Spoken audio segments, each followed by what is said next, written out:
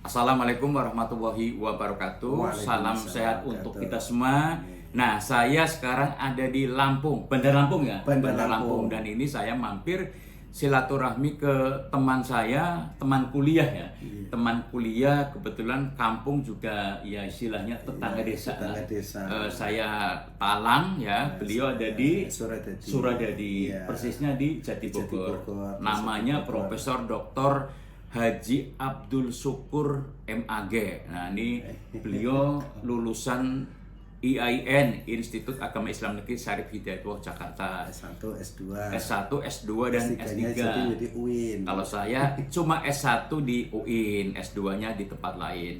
Iya. Apa kabar Pak Kiai? Alhamdulillah saya sehat, Kak. Jadi- Mas Kawian. jadi, Kak Kawian. Kawian, ya, nama iya, Kawian iya. ya. Jadi ngomong-ngomong sekarang jabatan sebagai dekan ya. Iya, sekarang sebagai Dekan Fakultas Dakwah dan Ilmu Komunikasi UIN Raden Lampung sejak 1 Maret 2022 berakhir nanti 1 Maret 2026 4 tahun.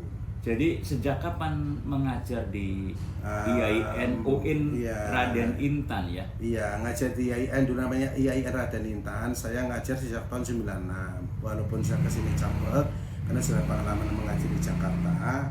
Ada di Sekolah Tinggi Publisistik Tawalid dari 92 sampai 96. Kemudian Universitas Muhammadiyah Jakarta Jerende dari 93 96. Nah, pindah ke sini walaupun cabut ya sambil ngajar di Fakultas Dakwah, dulu namanya Fakultas Dakwah IAIN Raden Intan Bandar Lampung. Kemudian 2017 berganti ya karena sudah UIN. Tapi sebelum UIN namanya Fakultas Dakwah dan Ilmu Komunikasi IAIN Raden Intan Lampung. Oke, sekarang sudah sukses sebagai guru besar, Guru besar. dekan di Dekan UIN Raden Dekan Intan. Fakultas Dakwah dan Ilmu Komunikasi UIN Raden Intan Lampung. Nah, saya baca biografi atau riwayat itu Iya. pernah tinggal di kampung ya. Iya. Dalam kehidupan yang bagaimana waktu itu? Iya, jadi saya kan anak orang desa. Bapak saya sekolahnya SRH-nya 1 tahun, ibu saya tidak sekolah. Tapi mengajar anaknya supaya pinter, supaya bekerja bergiat lah. Bergiat, pokoknya motonya jadi orang yang rajin, yang semangat, yang rajin ibadah juga, berakhlakul karimah. Jadi saya itu pagi sekolah, sore madrasah. Karena madrasahnya bubar tahun 76, maka sorenya bantu tukang gembala. Kalau di kampung namanya bocah angon. Saya bantu, pangwanya kan 2, tukang gembalanya. Hewan siapa tuh? Hewan punya sendiri, sampai 12 hewan kita Kerbau ya. untuk membaca Ya. meluku di sawah. Karena sawahnya kan luas. Ya, kalau dulu tuh kegiatan seperti Iya. itu sebagai caangon, gembala Caangon. lazim lah ya. Iya, lazim. Tapi malamnya tetap ngaji. Itu ngaji pertama dengan kakak saya Ustadz Kartubi, Ustadz Sumardi, Ustadz Soam, kemudian Kiai Somitun, Kiai terkenal lah. Terus Kiai Zainuddin masih saudara juga, Kiai Zainuddin, terus Kiai Duhri, Kiai Farhin banyak. Jadi di kampung saya dulu sampai tahun 84 ya dari ngaji ya pasolatan, juz amma, sampai tahun aja tajwid, Al-Quran, kemudian Salamu Tofek ya, ngaji Aqidatul Awam itu, kemudian ngaji Iqrob, ngaji Sorob, sampai Jurmiyah sampai Imriti. Itu di ngaji itu di kampung. Di ya? kampung. Jadi Di ngaji guru ilmu ustaz yang alatnya berbeda apa sama? ya udah yang berbeda, tapi mulai dari Sorob Amsila sampai Jurmiyah Imriti itu Kiai 1, Kiai Haji Somad itu namanya Kiai Haji Abdul Somad. Nah, itu sampai ya ngaji takrib gitu. Jadi SMP kelas 3 saya sudah tamat itu ngaji di kampung. Jadi luar biasa ya, Luar semangat biasa, belajarnya, semangat belajar, ketekunya walaupun jarang makan. Kalau sudah ke rumah mandiin kerbo dari kali ya kan dari sawah ke kali mandiin kerbo, bikin kebulan namanya supaya nggak kena Iya, ini. betul. Ya namanya kebul ya. Obat nyamuknya obat kebo. nyamuknya kebo. Di sampai maghrib sholat yang ngaji, kadang pulang di rumah jam 11 malam, kadang jam 10. Tapi alhamdulillah perut karena niatnya semangat Allah membantu kita.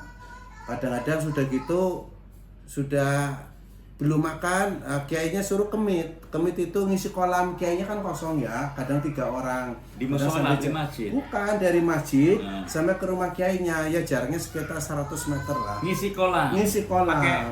pakai apa dari sumur dikerek kita kemudian diblong itu yang dipikul kadang juga pakai buyung yang dipanggung. Kalau sekarang nggak boleh tuh. Itu namanya kan mempekerjakan anak untuk hal yang tapi berat. mungkin karena saking takdimnya sama kiai. Nah, kiai apa mungkin mau mandi, mau apa, kolamnya saksi ya. Kalau sekarang mungkin orang tidak mempekerjakan, itulah bedanya. Kalau dulu, kalau orang tua sudah menyerahkan ngaji atau pendidikan ke rumah kiainya, nggak mungkin kiai guru itu akan menyesatkan anak, pasti akan mencerdaskan. Apapun, walaupun dulu mungkin dia apa, karena ikhlas kan gitu loh, itulah jadi orang. Contohnya sekarang jadi orang kalau udah guru besar, jadi orang, karena ikhlas itu. Okay. Jadi kalau sekarang jadi orang, jadi dekan, jadi guru besar dan jadi kiai mungkin ya karena itu gemblengan masa kecil yang luar biasa. Karena guru kan irsadul irsadul ustad. Guru pasti ngasih petunjuk. Kayak gitulah, nggak mungkin mimpi nggak benar gitu. Jadi ini ya mohon maaf sekarang jadi guru juga guru yang ngasih petunjuk ya, jangan guru yang nggak petunjuk. Begitu juga orang tua kalau bersama gurunya ya harus ikhlas walaupun jewer dulu kita ya. Jadi SD sudah di jewer kalau kena pendek gurunya tinggi sampai naik begini kan gitu. Dan dulu penggarisnya kan panjang yang 1 meter ya kan, tebel. Jago sekelas 1 habis nggak sekolah bukan begini ya, kepala gini aja nggak boleh bisa gegerokan. Ukuran untuk bisa diterima sekolah. Ini kan kita kadang-kadang kan mungkin suka canda anak-anak ya. Cononan lagi dulu pakainya itu lingir ini kan apa penggaris ya, bukan begini tapi gini nganuknya. Tok sampai getinya muncrat, darahnya muncrat. Iya.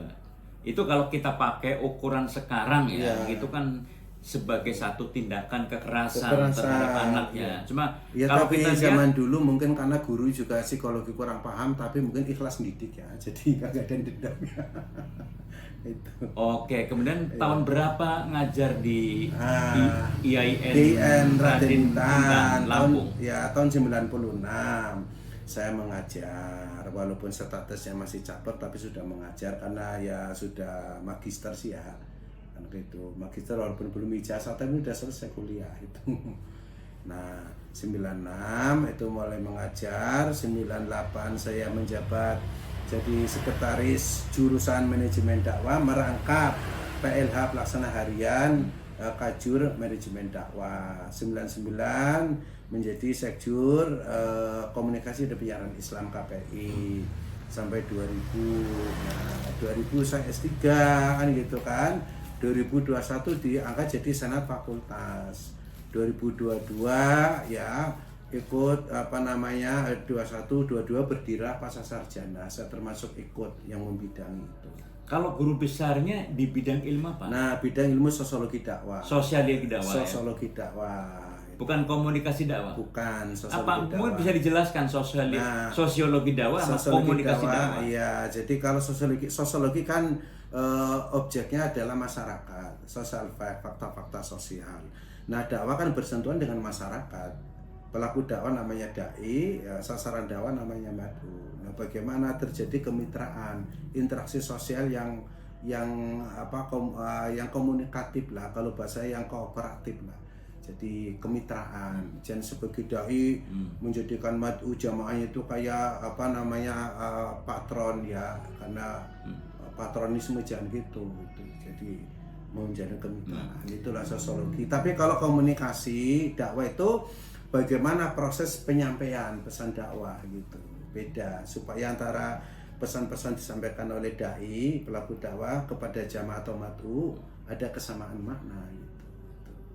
Oke, bicara soal dakwah nih Pak Profesor, Pak Kiai, ini kan tantangan dakwah mubalik para dai kan sekarang ya berat ya, karena harus meyakinkan umat, harus meyakinkan masyarakat. Ini kan jadi perlu profesionalisme para dai-nya sendiri. Bagaimana Bapak sebagai dekan, sebagai guru besar menggembleng calon-calon dai di kampus ini? Ya memang yang kita namanya Fakultas Dakwah kan mencetak sarjana ahli di bidang dakwah sesuai dengan spesifikasinya. Karena ada 4 prodi atau jurusan. Orang yang senangnya ceramah, tabligh, ya jadilah mubalik. namanya diajarkan ilmu retorika, khitobah, ya, public speaking, kan gitu loh. Orang senangnya lewat media sosial ada. Nah sekarang memang kemajuan teknologi dunia maya, media sosial ya ada di sana diajarkan. Jadi dunia dakwah itu harus bisa merespon ya perkembangan zaman, dinamika masyarakat, kemajuan teknologi gitu. Peradaban itu harus, kalau tidak bisa nanti dakwah ketinggalan. Karena dakwah sekarang apalagi namanya generasi Gen Z ya. Karena orang lebih pada media sosial, termasuk konten-kontennya menyesuaikan. Jangan konten jadul meskipun substansinya esensinya sama. Sama ya. Begitu loh. Ya. Kalau enggak bisa ditinggalkan gitu. Nah, ngomong-ngomong soal media sosial di Fakultas Dakwah ini, apakah ada mata kuliah tersendiri tentang media sosial? Ada mata kuliah media sosial, ada mata kuliah sinematografi, ada fotografi, ada mata kuliah mencari sumber berita, macam-macam itu ada di KPI, Komunikasi dan Penyiaran Islam. Jadi itu hal yang nggak bisa dihindari ya? Nggak bisa dihindari itu bisa konten-konten namanya sekarang, konten kreatif tentang media digital namanya. Itu. Jadi anak-anak sekarang pinter-pinter bagaimana mengemas pesan dakwah melalui media digital. Nah, Pak Kiai kan produk lama nih kayak saya juga. Iya. Pakai nggak media sosial? Ya pakai, harus menyesuaikan. Pakai ya. Makanya saya banyak itu selain ceramah istilahnya namanya dakwah manual di Majelis Taklim, di Masjid direkam. Memang saya masih rekaman sendiri, kreatif aja. Suatu saat memang kami sudah anak-anak saya mendukung supaya bisa untuk studio paling enggak seminggu apa 2-3 kali gitu. Lebih diperbarui karena alat-alatnya bisa dibeli lah gitu. Tapi sementara banyak. Jadi di samping memang dipanggil oleh TVRI, oleh MUI itu kan memang ada krunya. Nah, tapi saya sering sendiri gitu. Dan lumayan juga itu. Sekali nge-share sekarang 200 orang, 300 orang. Ya manual gini aja sampai ngomentarin ini ceramah apa kepala yang nongol gitu kan gitu. Oke, Pak Kiai sekarang usia berapa? 59. 59. Ya. Karena sudah guru besar, Ya. masa pensiunnya mencapai 70. 70. Mudah-mudahan panjang umur mohon doanya. Amin. Iya. Masih belajar ya? Masih belajar terus. Saya sejak dulu dari sekolah 74 sampai sekarang saya belajar terus. Apalagi sekarang dibantu oleh media sosial, oleh handphone, oleh internet itu. Jadi membuka. Dulu kan mencari sumber kan susah. Harus buku manual. Sekarang kan literasinya kan digital kan itu sangat membantu. Ilmu apa saja itu bisa kita pelajari. Dan itu salah satu membuat kita senang mungkin ya mungkin bisa menghindari kepikunan gitu. Oke, terus ngomong-ngomong apa masih suka pulang kampung ke Tegal? Masih itu, apalagi istri saya yang kedua ini kan orang Tegal gitu. Ya, masih di sana walaupun orang tua saya udah meninggal, ibu 74, bapak 95, kakak saya yang pertama juga udah meninggal yang hidup, kedua juga udah meninggal lagi juga. Tinggal 2 bersaudara ya, kakak 1 perempuan, adik 1 perempuan dan saya. Oke, mungkin terakhir Pak Kiai ya, ini kan Pak Kiai juga seorang ulama ya, aktif juga di Majelis Ulama Provinsi Lampung. Ya, Majelis Ulama bagaimana Indonesia. peran ulama pendidik ikut serta dalam rangka menangani misalnya kenakalan pelajar, kenakalan remaja yang sesungguhnya mereka kan harus dibimbing ya. Bagaimana Pak Kiai punya? Ya kita kerjasama karena ulama kan jembatan antara umaro sama ya masyarakat umat. Jadi kita sebagai umat ya bekerja sama dengan takmir masjid, dengan pengurus organisasi lain karena MUI kan kumpulan dari ormas-ormas Islam termasuk Muhammadiyah, MUI bersama-sama bahwa generasi kita sekarang untuk menyongsong ke depan perlu mendapatkan pendidikan yang holistik, yang utuh, baik pendidikan umum, pendidikan agama ya. Jadi keikutsertaan orang tua juga penting. Ini yang salah, seolah-olah pendidikan yang berhasil kalau nilainya bagus. Pendidikan ideal kan pendidikan di dalam rumah. Madrasatul ula kan pertama di rumah, peran bapak ibu. Yang kedua di sekolah, mungkin prestasi lain dikasihnya. Yang ketiga di masyarakat, itulah maka perlu dengan tokoh-tokoh agama, tokoh masyarakat itu perlu ya, itu satu kesatuan. Nah, Pak Kiai tadi menyinggung soal rumah sebagai madrasah pertama bagi anak-anak nih. Di KPAI Pak Kiai itu kasus-kasus yang terkait dengan anak itu lebih banyak masalah pengasuhan. Nah, ini tentu Pak Kiai bisa memberikan satu pendapat untuk kita semua bagaimana kita memfungsikan kembali rumah sebagai madrasah, sebagai namanya lembaga pendidikan untuk anak-anak kita. Iya, jadi umah kan bahasa Arab sebenarnya, dan jadi rumah. Umah itu kan kumpulan ya. Walaupun suami istri pertama dari keluarga lain kumpul, walaupun anak itu dari suami istri, bapak ibu kan punya sifat yang beda-beda. Nah, maka disinilah ada nilai-nilai kebersamaan sebagai orang Islam, berarti nilai-nilai Islam. Sebagai orang Indonesia, paling orang Jawa, nilai-nilai kejawaan diterapkan karena ada integrasi antara al-urfu budaya setempat dengan nilai-nilai agama ini kan sejalan juga. Nah, apa yang kita tanamkan? Satu, pendidikan. Mendidik di rumah, pendidikan dengan ucap, pendidikan dengan langsung action. Kalau kita nyapu, ya kita mencontohkan. Contoh ya, keteladanan yang sangat penting ya. Gitu. Misalnya sholat kita ajak, kayu bareng pun nyuruh aja. Yang kedua, perhatian. Kalau perhatian kan jadi senang. Yang ketiga, kasih sayang. Nah, kasih sayang sudah, baru yang lainnya pemenuhan lah sandang papan sesuai kemampuan. Ini kan banyak orang ya sandang papannya mampu, perhatian kurang karena orang tuanya sibuk, kasih sayang kurang.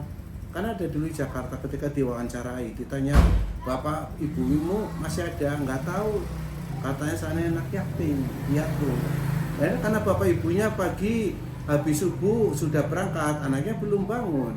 Begitu pulang, anaknya sudah tidur, bapak ibunya baru jadi pembantunya aja. Dan yang juga tidak kalah pentingnya adalah membangun komunikasi orang tua dengan anak-anak, dengan orang tua ya, antar orang tua sendiri ya. Orang tua sendiri kan Islam sudah mengajarkan ya kan. Jadi yang tua mengasihi yang anak, itu yang muda, yang anak menghormati yang tua. Gitu. Nah, ini kalau semacam ini dalam konteks kenegaraan insya Allah ya itu. Jadi harus bisa menghormati itu. Untuk pemimpin kita ya hargai, apa usianya apa itu pemimpin gitu loh. Karena nggak ada persatuan kalau nggak ada pemimpin, nggak ada pemimpin kalau nggak ditaati, kan gitu loh, kan gitu ya. Baik. Karena mengajaran begitu. Jadi ya itu berangkat dari keluarga. Kalau keluarga bagus, insya Allah ya masyarakat bangsa jadi bagus. Makanya perempuan itu ampuh itu kan ya pengasuh, bahkan umun Bahkan itu tiang keluarga iya, ya. ibu kan namanya umun itu kan teladan itu loh. Jadi maka Allah tuh ngasih sebutan umun itu ya, teladan, seorang ibu teladan, mau merah mau putih. Walaupun seorang suami punya peran yang tinggi, tapi di rumah pasti yang punya hak prerogatif itu istri. Baik Pak Kiai, terima kasih atas obrolannya Iya. dan Sama-sama. menerima kami bersilaturahmi. Demikian pembicaraan saya, obrolan saya dengan Kiai Profesor Dr. Haji Abdul Syukur MAG ya. Sahabat saya yang sekarang masih menjadi dekan dan guru besar di Fakultas Dakwah dan Ilmu Komunikasi UIN Raden Intan. Kita lama nggak ketemu, berapa lama ya? Ada lebih dari 30 tahun. 30 tahun ya Allah, Berarti benar. Ya. Silaturahmi ini silaturahmi yang sangat berharga ya. Subhanallah. Terima kasih. Assalamualaikum warahmatullahi wabarakatuh. Waalaikumsalam warahmatullahi wabarakatuh. Terima kasih.